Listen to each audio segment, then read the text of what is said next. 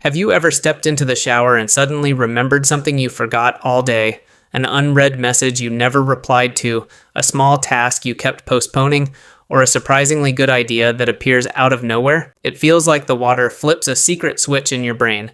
Like the moment the first drops hit your head, your mind goes, "Oh, right!"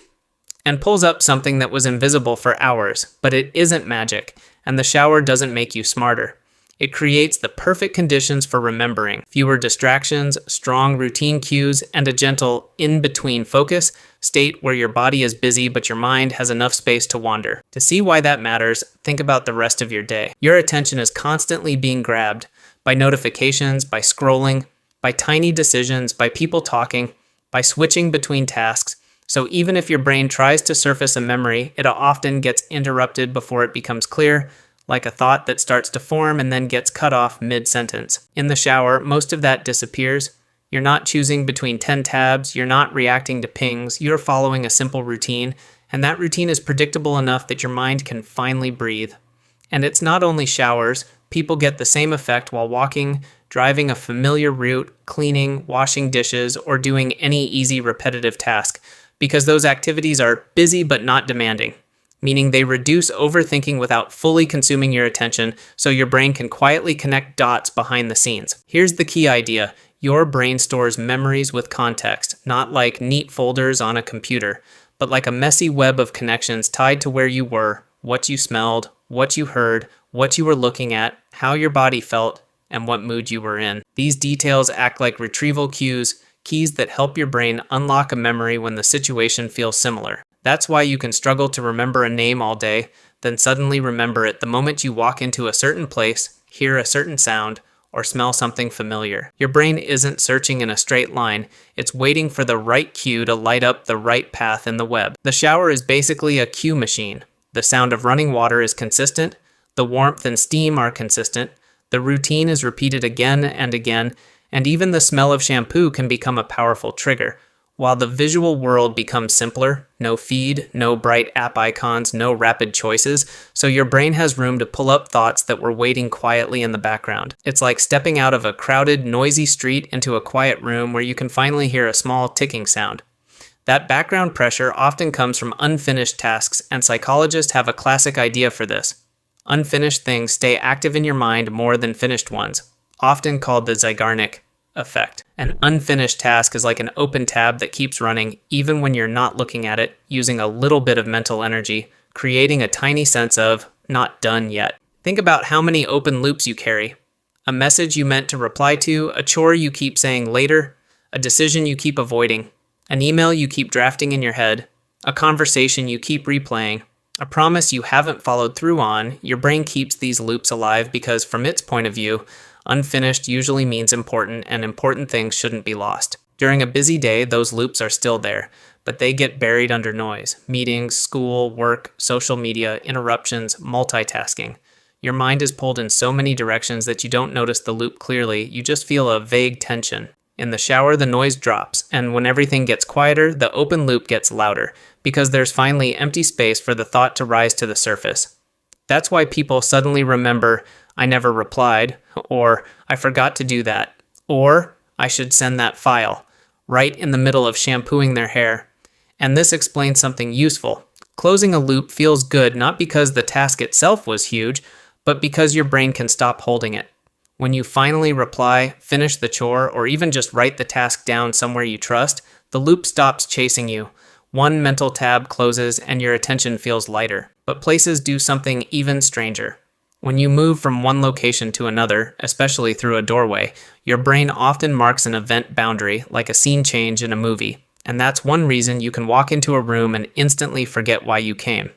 Your brain is basically doing a quick save and load, saving the old scene and loading the new context, because new lighting, new objects, new sounds, and new possibilities arrive all at once.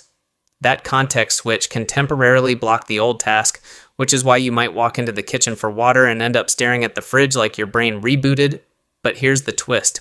A new place can also unlock memories, because changing context can switch which network of associations your brain is using, almost like turning a radio knob. One station is your work worries, another station is random memories, another station is creative ideas, and the shower often nudges your brain onto a different station. The same person can think completely different thoughts depending on context. At a desk, you're surrounded by work cues, so you get work thoughts. In the bathroom, you're surrounded by routine cues, so different thoughts become more accessible. On a walk, you get movement and open space cues, so yet another set of ideas shows up. This is why cues matter so much and why remembering feels random even when it isn't. You don't see the chain your brain just followed, you only see the final result. A smell triggers a person, the person triggers a conversation, the conversation triggers a promise, and suddenly you remember the task connected to that promise. You didn't remember out of nowhere, you just didn't notice the stepping stones. Water sound can do the same thing. Warmth can shift mood. Even less visual input can make internal thoughts louder, because your attention isn't constantly pulled outward. In low distraction moments, a brain system linked to mind wandering becomes more active, often called the default mode network, your brain's background engine. And when you're not focusing hard, this system helps you replay memories, simulate conversations, imagine future scenarios, and connect unrelated ideas. It's the part of your mind that keeps running when you're not telling it exactly what to do. That's why shower thoughts can be surprisingly good. Your brain finally has permission to wander, and wandering is where hidden connections appear, where two separate ideas suddenly link, and where an unfinished loop finally surfaces clearly enough for you to act on it. So the shower effect is really a combination of strong cues, low noise, and a steady routine that frees up attention. And the best part is you can recreate it anywhere on purpose without needing running water at all.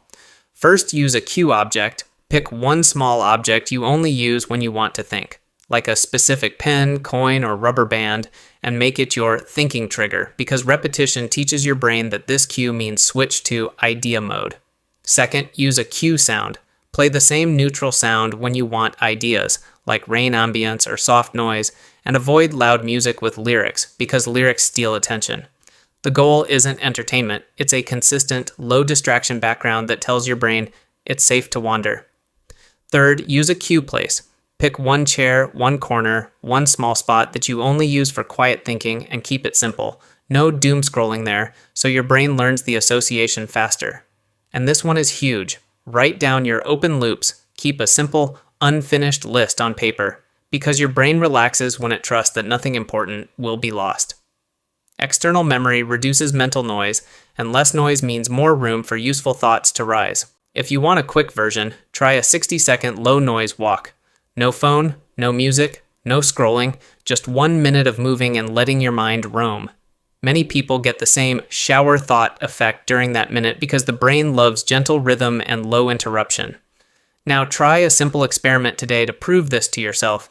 Choose one small thing you keep forgetting, write it down, circle it, and say it out loud once before you start your routine, before a shower, before a walk, before doing dishes, because you're planting a retrieval cue.